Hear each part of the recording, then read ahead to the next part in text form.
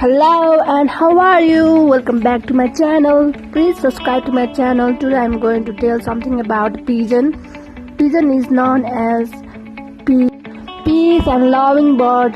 It is also the symbol of peace. The shark has the symbol of pigeon, and it is pure vegetarian bird.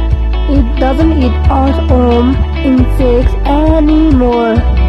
It eats only the rice, gram, grains, beans, etc. But it doesn't eat any insects. It never lives alone. It always lives in the group of pigeons. Please subscribe.